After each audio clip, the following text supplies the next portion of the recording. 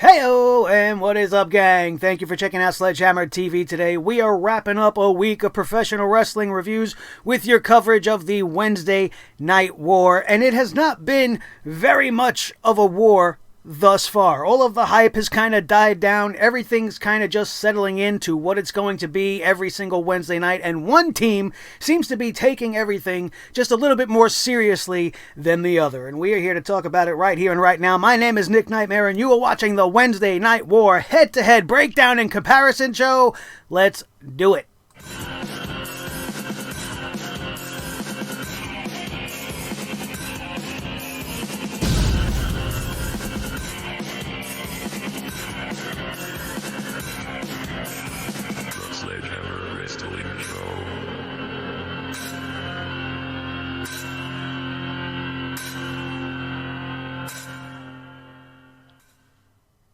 You know, the more I think about it, the more it just seems clear to me that by episode number 3 of NXT in the 2-hour format, that Triple H and company, they just don't really care too much about being in a war. Their sole mission for existing opposite AEW on a Wednesday night is to make sure they don't get too much of an audience and split the wrestling fans right down the middle. And we want this to be a war. We want this to be exciting. We want this to generate some really good wrestling shows. And we are getting good wrestling shows. We've reviewed them independently now. Hopefully you've checked out both of those reviews at this point. If not, you could check it out after this one. But NXT just doesn't have that boom that it used to have. It doesn't have that gusto and that life that it used to breathe into me and into you when you felt it, and you felt complete when you watched an NXT, and it just made you feel good about being a wrestling fan. And now you're kind of getting that a little bit more in AEW, and sure, there's a lot of work to be done with AEW. They are not free of mistakes, but neither is NXT. But that's why we are here. We are going to go head-to-head and break this thing down. We are going to give you guys the Breakout Star of the Week.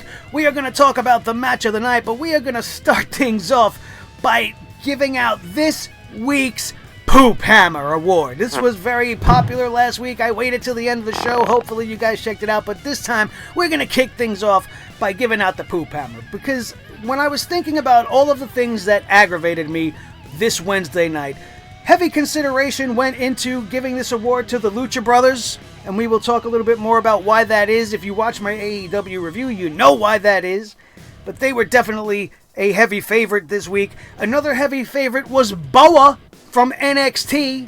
Poor Boa, who has just been showing up to be made to look like a complete fool and has been an embarrassment to NXT and what they usually do over there. But there was nothing that I could come down harder on.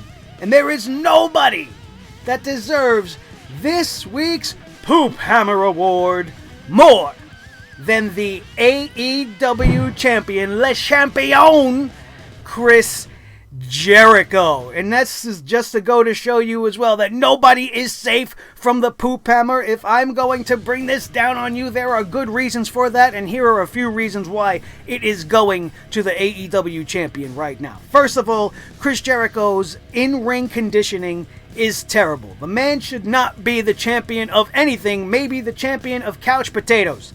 Because this guy is doing nothing close to what you would expect to see in the ring when you hear Chris Jericho. And sure, he's gotten older, and you have to make some, forgiveness for that. You have to give him a little bit of credit where credit's due. He's doing, I guess, okay for his age. But does that mean you should be the champion of this company that is supposed to be about breathing fresh new life into professional wrestling? You're showing in your performances that you really are nothing more than a name value. You can't go in there and not be able to perform with an AEW promising superstar like a Darby Allin and end up looking like a fool trying to do so. His body looked terrible. His in-ring work in this matchup was terrible. And let's just take into account that Le Champion almost lost to a man that did not have the use of 2 arms. He tied Darby Allin's hands together, and Jericho was on the verge of being beaten by a man with no arms. If not for the interference of Jake Hager, that might have actually been the case. That's the story you're trying to tell. You're trying to tell me that your champion couldn't beat a 22-year-old kid that couldn't use his hands. And that you think is a good look for the champion? No, but it is a very good look for this week's winner of the PoopHammer, and that is Y2 Jizzle, Chris Jericho, AEW's Le Champion. Gotta get yourself in better shape, bro. I know Chris Jericho right now could kick my ass hands down. I'm not saying I'm better than him. I'm just saying if you want to be the champion and you want to go out there and have matches with these kids, you got to get your shit together, bro. You got to up your game. Stop drinking the bubbly and start drinking some water. And get back on a treadmill and get your body in shape. I'm not claiming to be good enough to be champion of anything. You are. So you should be representative of a champion. You should look like a champion, not a knockoff 90s version of the Crow in a Clockwork Orange suit with your little spiky leather jacket. Doesn't come off well for this guy. PoopHammer!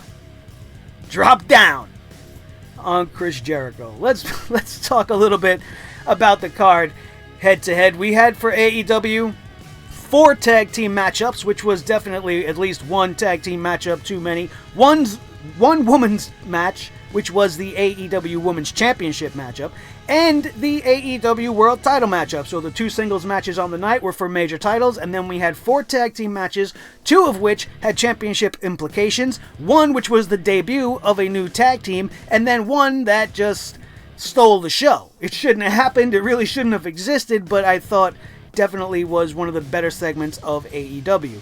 On the NXT side of things, we had 4 singles matches. We had 2 women's matches and 1 absolutely meaningless tag team matchup. So NXT gave us 1 more matchup than AEW on this night, but AEW's matches up and down the card gave us better action. So once again, NXT giving you more for your money, but AEW giving you more bang for your buck because it was just a better show. It was a better put together show. Head to head, you can't deny. The opening matchups, right off the bat. AEW started with a tag team tournament matchup. You had SCU defeating the Best Friends. And then on NXT, you had Tommaso Ciampa wrestling Angel Garza because of something that they said to each other in the hallway last week. And then the most entertaining part of this matchup was Tommaso Ciampa flipping out and actually wrestling Garza's pants. Garza took his pants off, did the little stripper thing. And then Tommaso Ciampa thought it would be fun to beat up the pants. Nobody else thought that was a little strange, a little weird? I know Tommaso Ciampa's kind of off his rocker, but beating up a pair of pants, giving it kicks in the corner, like, this is what we're starting NXT with? This is how you're relaunching Tommaso Ciampa? The guy looked great, but that was awful. That was just awful.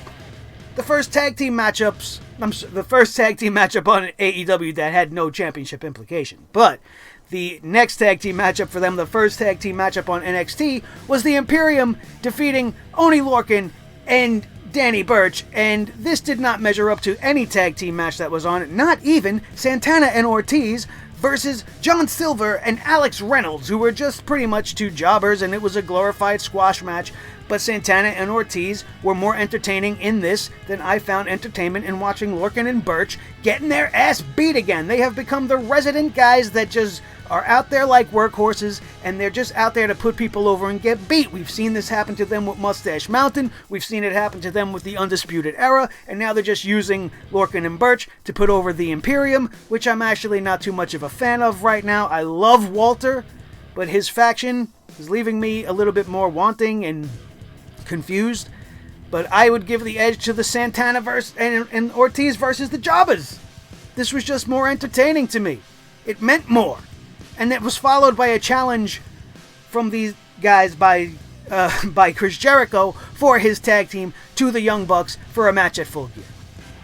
Setting things up for the future. Things that happen for a reason. The squash match is over, and we already know that they are not just going to continuously be thrown at us in squash match after squash match. They are going right for the current biggest tag team on the roster to make their name at the next pay-per-view. You can't shit on that. Couple of promos on both shows. We had the Cody Rhodes promo, which was fantastic. We had the Finn Balor promo, which was really, really cool. And then you had the Jon Moxley promo, which was absolute trash. Garbage. I didn't understand what the hell he was trying to say. He didn't get anything over. He didn't seem coherent. And it was just a bunch of babbling.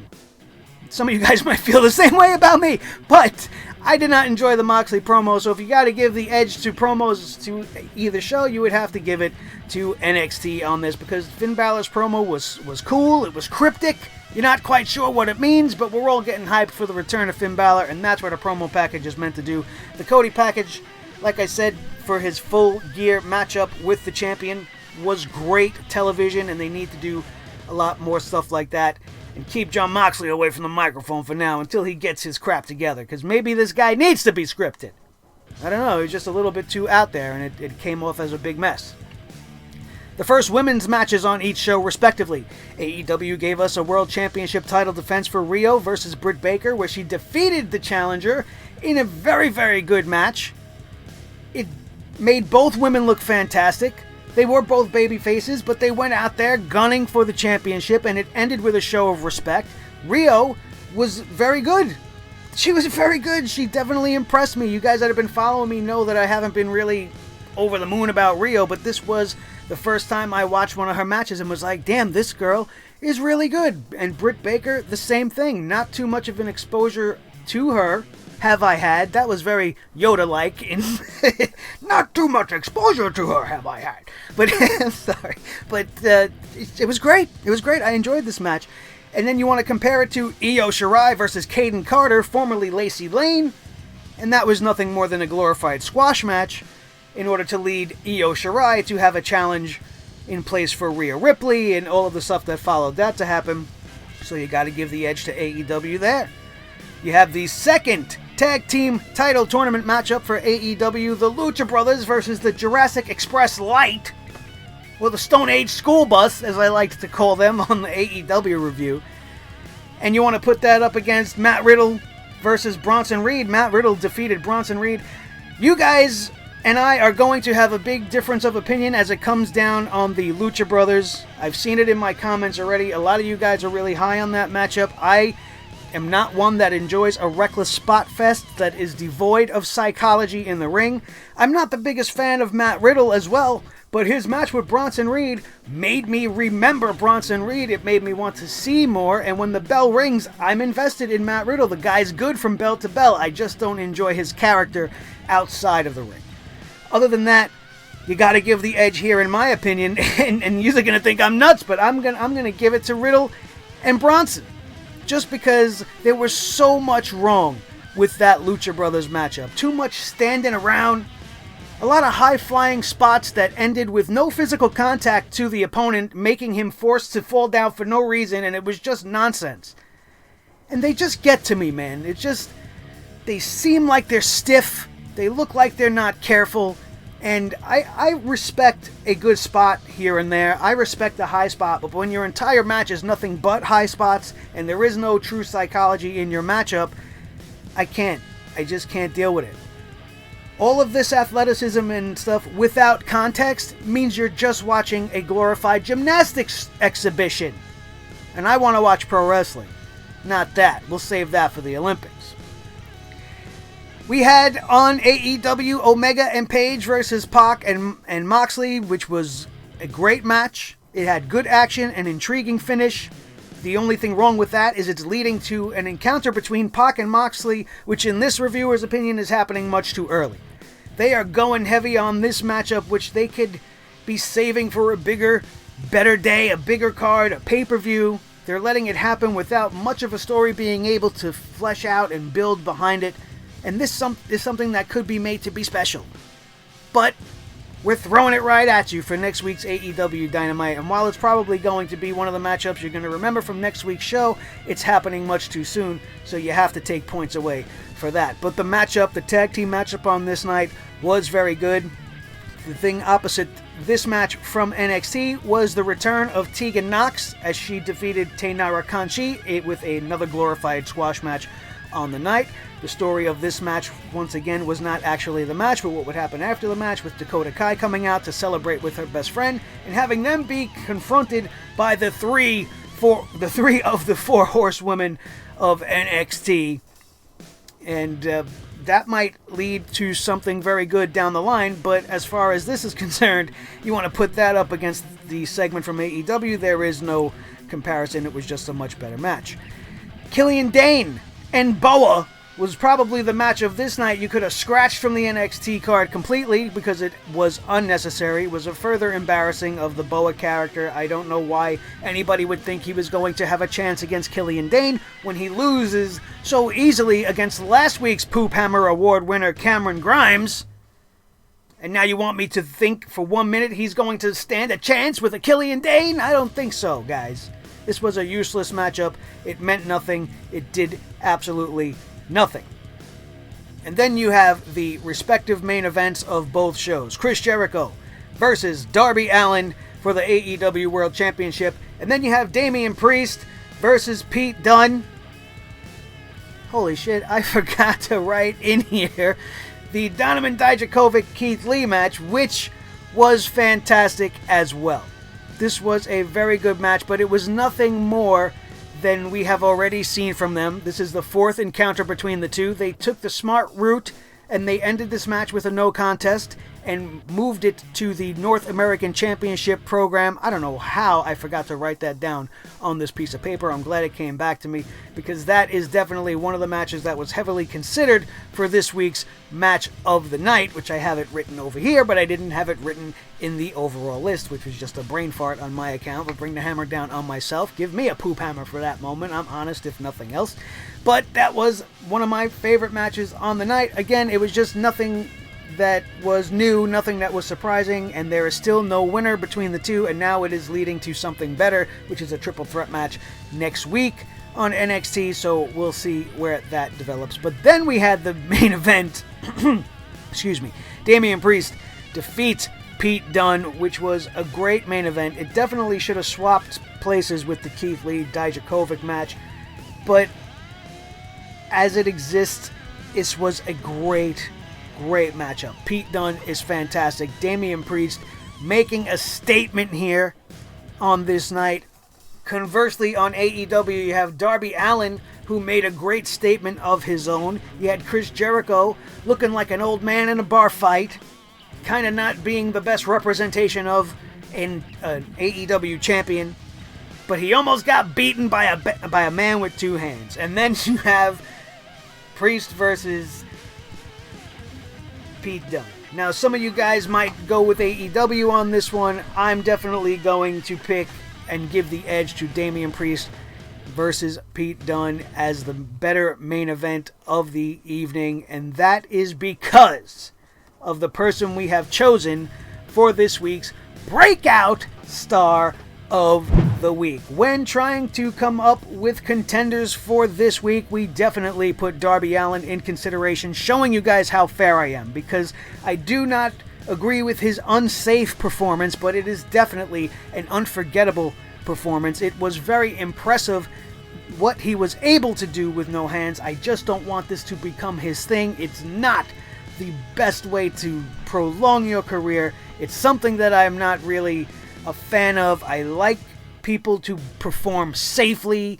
It's just because I'm training, probably I have a bias against it, so that would take him immediately out. Plus, also, this is nothing new from Darby Allin. If you've seen the Cracker Barrel bash from AEW's All Out or whatever they called it, this is par for the course with Darby Allin, so you shouldn't be that surprised by it, and it's not really something that made him break out, as this is just something he normally does.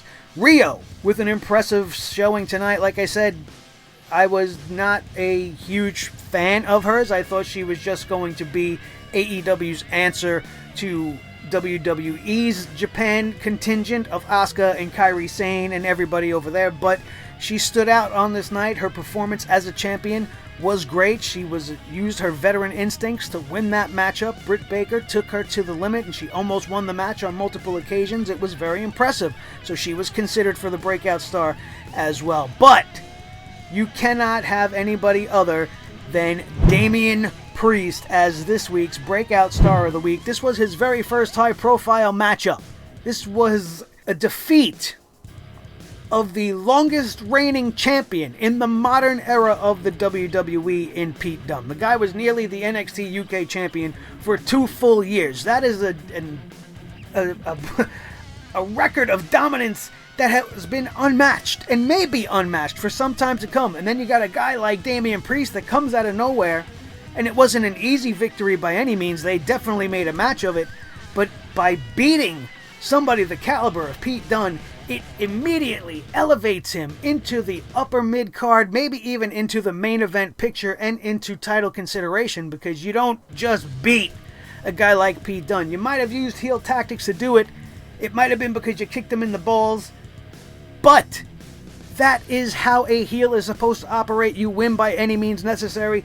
It's not how you win, it's that you won, and that's what everybody's going to remember. It was a much more important win as far as your career trajectory is concerned, as opposed to the other people that I was considering for this. So, Breakout Star for this week, no comparison, Damian Priest. So this week, NXT gets the Breakout Star. AEW got the PoopHammer. NXT gets the Breakout Star. Who's going to get Match of the Night? Let's talk about it. I immediately considered Riddle versus Reed, which was really fun. I thought about Dijakovic versus Keith Lee, which was a fantastic and impressive showcase of strength and power by 2 gigantic men, which was absolutely great, but much more of the same of what we've seen from them over and over again. Then Priest versus Pete Dunne. You know, it has the match that includes the Breakout Star, should definitely be in consideration for Match of the Night, but we don't want that truly to become a thing. That did happen last week. Private Party took the sweep in these categories, as they were the Breakout Star and part of the Match of the Week last week. But tonight's Matchup of the Night, it stands on its own. It stands out the most to me, and it's the one I remember the most. The one I was the most hype watching throughout, and that was Omega and Page versus Pac the Bastard and Moxley. Let me tell you something. Kenny Omega and Hangman Page make a great team. I think they should stick with that. I think they should go into the tag team division, and I think that would be a great way for people to become familiarized with these two. And then think about when the tag team eventually implodes. You could definitely make both of these guys' stars shine much brighter. One guy goes heel, one guy goes face, and they face each other for a while. And that's how you make stars. That's how Shawn Michaels did it. Sure, Marty Jannetty faded away into obscurity, but both of these guys are good enough that they could survive. It's Wrestling 101, and it's a great way to debut them to all of these new eyes that have no idea what a Bullet Club is, or who a Kenny Omega is. They will get invested in this team. They'll be one of the best, hottest teams. But I don't think that's definitely what they're going to do. The drama between Pac and Moxley towards the end of this thing, when the barbed wire hardware started to come out, Pac didn't want to lose this matchup. He was getting mad that Moxley, I keep wanting to call him Dean Ambrose still, that Moxley was going to sacrifice this matchup by getting his team disqualified. This leads to a much better story, and it's setting up for a couple of cool things. Like I said, the only problem is that they're doing it so quickly. They should have been held back a little bit. Maybe you make Pac disappear from TV, and then he shows up at Full Gear to cost Moxley his matchup, and then you can go down the road from there, make it a little bit interesting. But they're putting the pedal to the metal and went right to the match, and we're going to get it next week. The only negative thing I could see about this, the action wasn't very repetitive. It wasn't overly spotty. It was an impressive showing for 2 guys in Omega and Page that I have been very hard on this channel. I'm very critical of both of these guys because they come in so highly touted by all of the marks and all of the indie fans online, and then you watch them and you're like, okay, they're like everybody else, I guess. You know, there's nothing really special about them. This could make them special, and this win on this night makes them special, though it was under some, very crazy circumstances.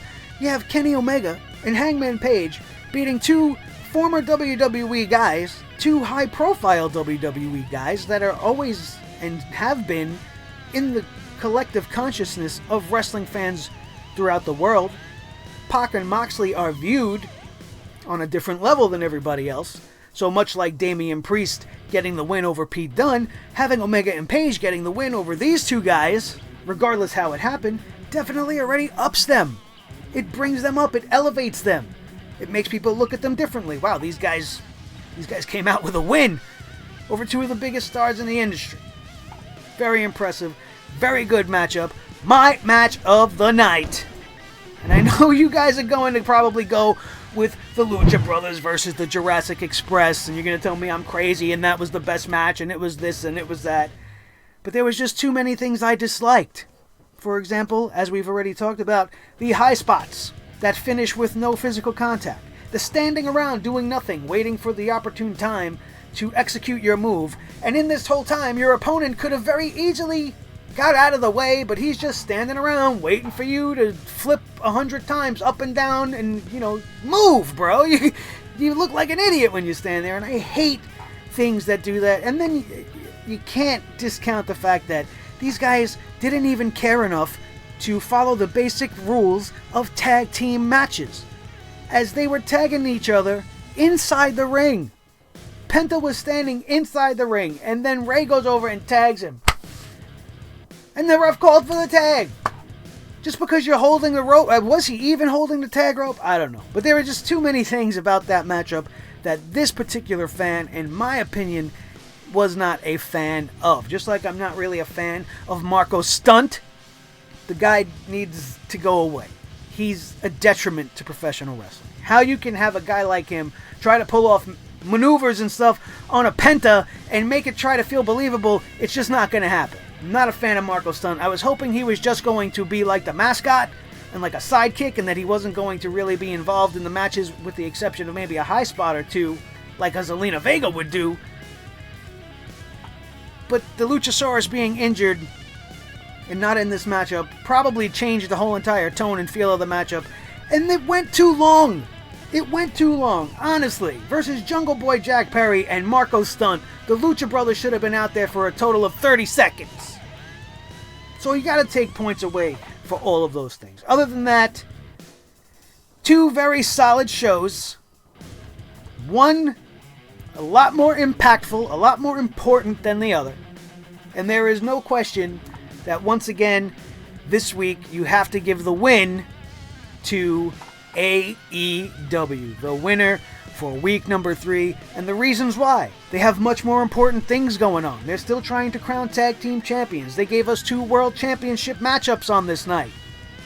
They were more exciting matches overall throughout the entirety of the card. There wasn't a lot of filler. Everything that happened and had purpose. And it was a much better flowing show, much more interesting in the end. And NXT really needs to up their game if they're considering this to really be a war. Maybe they have become complacent and they really just don't care, and they're just going to go out there and put on an NXT show, and they're going to make it a little extra large, so we're going to have to deal with some of these matchups like Ciampa versus Garza and Shirai versus Caden Carter, and some very obviously filler matches, because this show was really about 3 matches. This was about Damian Priest and Pete Dunne. This was about Keith Lee and Dijakovic. And this, you could arguably say, was about Riddle and Bronson Reed. Those were the 3 big-time matches that would have been great for a 1-hour show. And then you have 1 women's matchup in there, 1 promo segment for Finn Balor, and NXT, if that would have been the end of it, even in a 1 hour, would have probably been a better show than AEW. But all of the extra added fluff and all of the stuff they needed to put on to fill the 2 hours definitely hurts NXT more than it helps. We'll probably become a little bit more accustomed to it as time goes on, but being used to these very powerful, very impactful 1-hour shows that by the time you were done, you were wishing there was more. But that's how you know you have a good show. You don't always have to give in and give us more. The magic was leaving you wanting more so that we keep coming back. Nothing really that important happened on NXT aside from the booking of a big-time North American Championship matchup for next week. That was anything important. We got War Games coming. We're not even talking about War Games yet. Maybe once that build starts, this will feel like a little bit more of an even-sided war, because right now, AEW has taken the edge. On this channel, the score is 2-1 after week 3, and AEW has pulled ahead. Will NXT even the odds?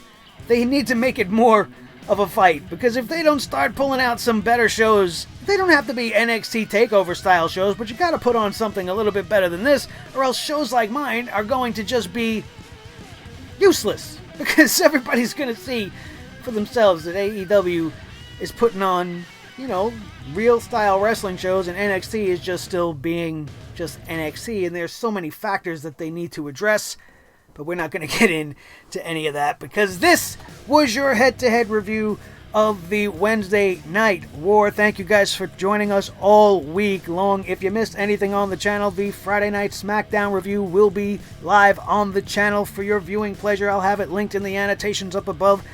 Monday Night Raw had the hammer brought down on it. We also took apart AEW Hell in a Cell from last week. Anything your wrestling heart desires is live on this channel right now.